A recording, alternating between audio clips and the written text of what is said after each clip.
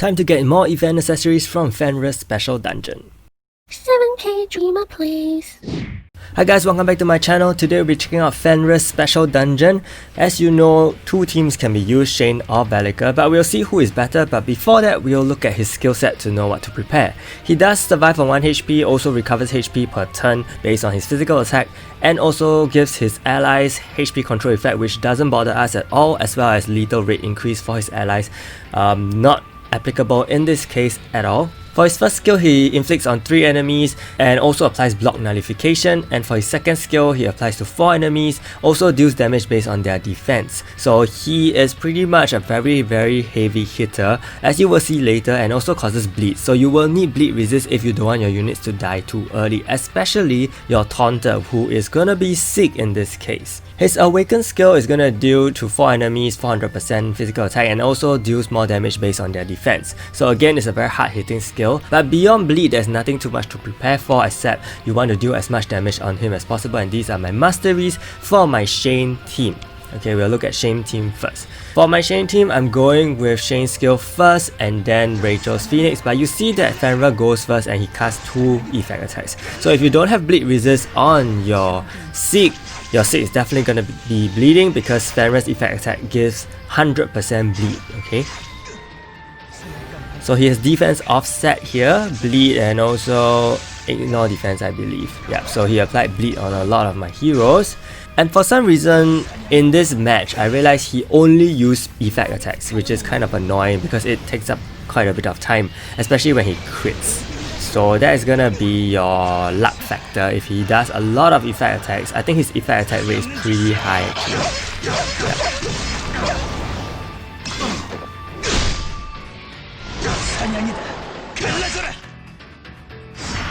So basically for here, you just want to spam Shane's attacks whenever you can, let Sid cool her down.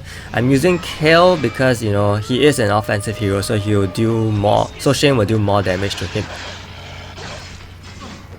And that's the block nullification, which is something that we lost after the reboot, but he's being brought back on Fenrir.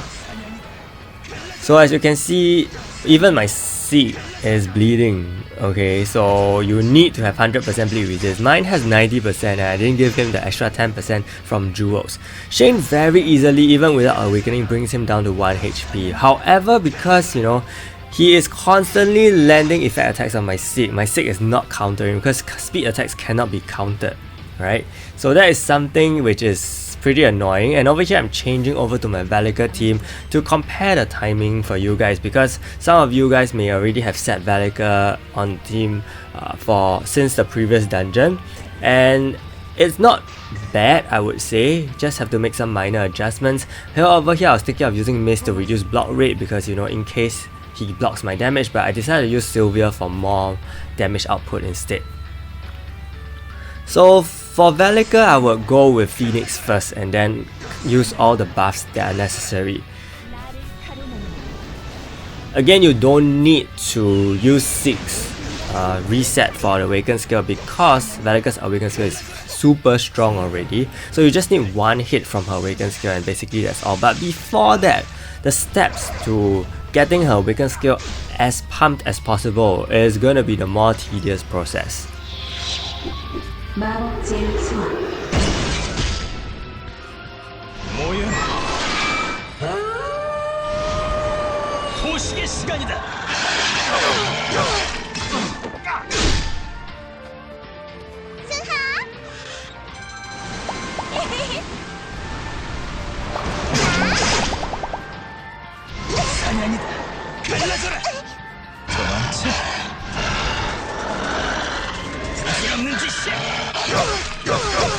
You need to, you know, use another skill from Velika or wait for her normal basic attack before she gets her awaken skill, which is gonna delay a run also. Yep, so as you can see here, she brings down Fenrir's HP to 1 already.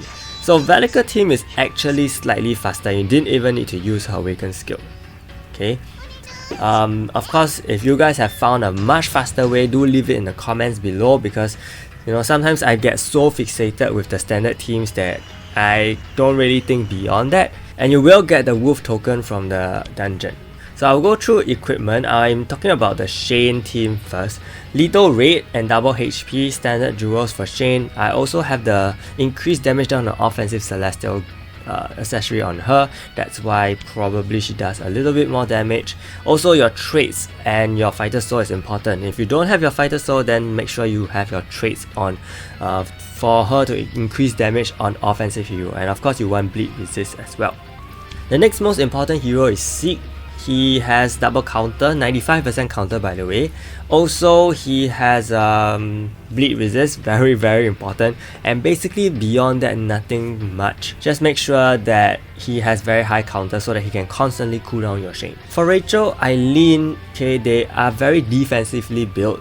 So all you need is PvE armor and defensive jewels. Nothing too much to worry about. If you want to give them decrease damage from offensive, that's also possible, but I don't think it is necessary. Live Streamer Scoot here is really just to buff lethal damage for Shane, nothing beyond that. So I'm giving her a double HP build. If you don't want to use Live Streamer Scoot, you can use Lina instead, or you can use a block rate reducer like Zahara or Mist. Okay. So what do you do with the wolf token after you've collected them? You get 4 from the push check-in, and since the event dungeon lasts for 14 days, you get 14 wolf tokens in total. In total, you will get about 18 wolf tokens, which gives you the chance to exchange for 2 of these special accessories. So one of them is the buffed up version of Isabella's Evil Eye. The second one is the buffed up version for, I can't remember what's that, Isabella's something or Galida's something. And the last one is the buffed up version for Galida's Madness. So I would strongly suggest to take the Galida's Madness one and the Isabella's Evil Eye, because I think those are gonna be used a little bit more than the middle one. The middle one, because of Fenrir, who is gonna be in arena a lot more, you're gonna have life control immunity, so I don't think decreasing HP effects are going to work in the first place. So I'm not sure why it is even a thing here as one of the choices. Those other two will be the ones that I'm going for. So if you found this video helpful, do give it a like and do subscribe to my channel. Stay tuned for more videos. Thank you so much and see you